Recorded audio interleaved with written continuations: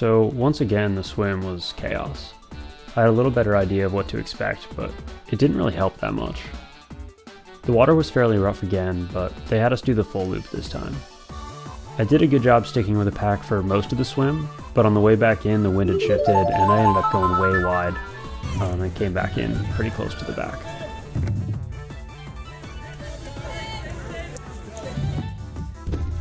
As I came out of the water, I saw Trevor right behind me.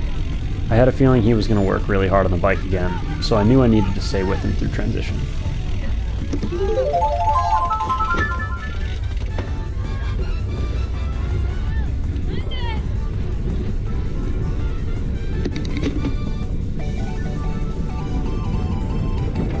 I pushed really hard coming out of T1 once again, but luckily this time a pack started to form up right away.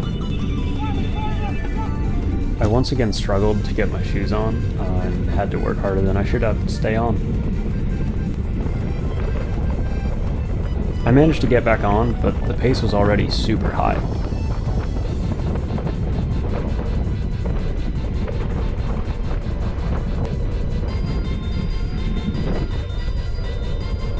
Right after that, Trevor rides right off the front of the group, and I end up having to close it back up myself.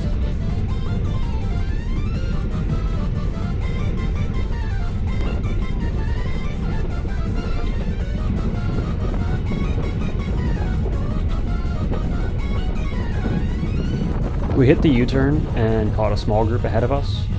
It was starting to look hopeful that we might catch one of the bigger packs up the road.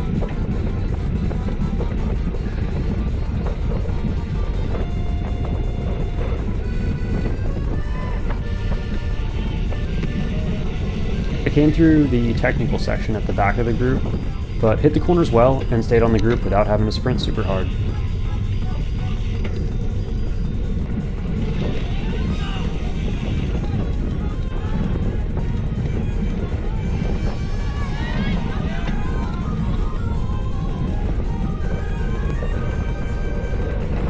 On the way out on lap 2, we caught another group and now had close to 10 guys.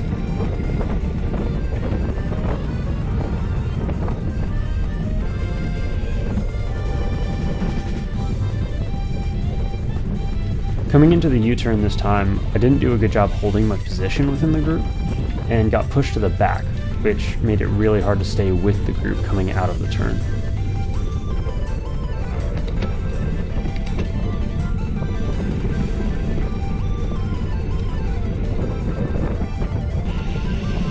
I hit the section through transition pretty well again, but since the group had grown at this point, we were definitely starting to slinky a little more than before.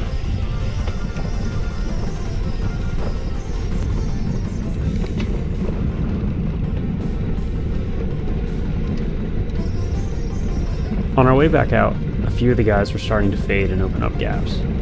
Here, the two guys in front of me both start to get dropped, and I had to put in a surge around them to stay with the group.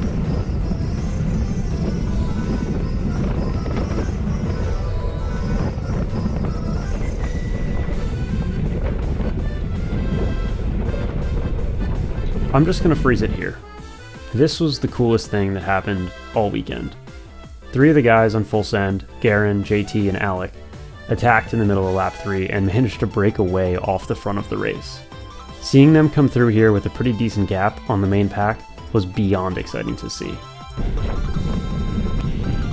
Eventually I'm going to figure out how to not be at the back of the pack going into these tight turns. One of the riders ahead of me here clipped wheels with someone. Luckily, he stayed rubber side down, but once again I could have easily gotten tangled up.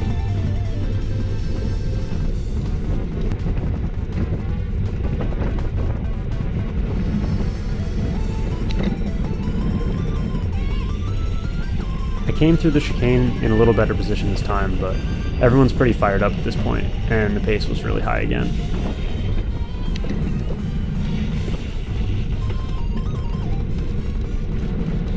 The pack actually splits in half coming out of this section, but I decided to sit in and let the guys ahead of me work to close it down.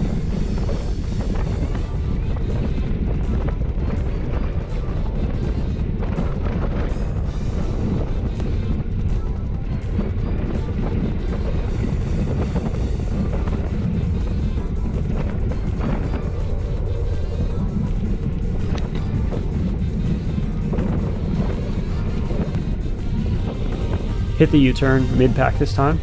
It really does make a huge difference.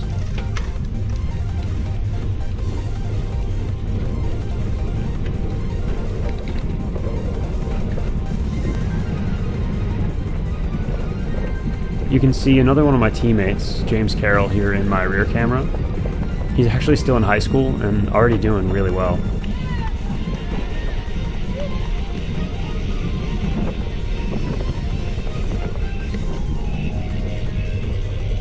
I came into T2 roughly mid-pack, and we came off the bike without any issues.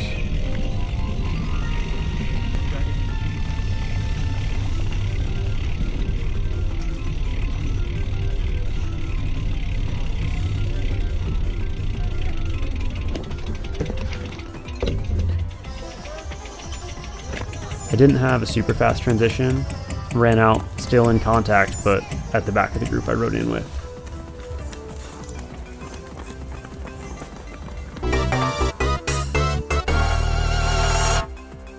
I end up running 1941 this time, slightly improved overall, landing in 45th.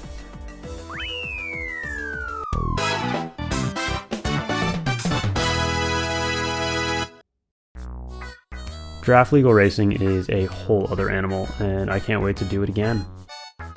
And at this point, with how crazy the whole situation around coronavirus has gotten, I'm just grateful I got a chance to race the season before everything got shut down. You guys silly? I'm still gonna send it.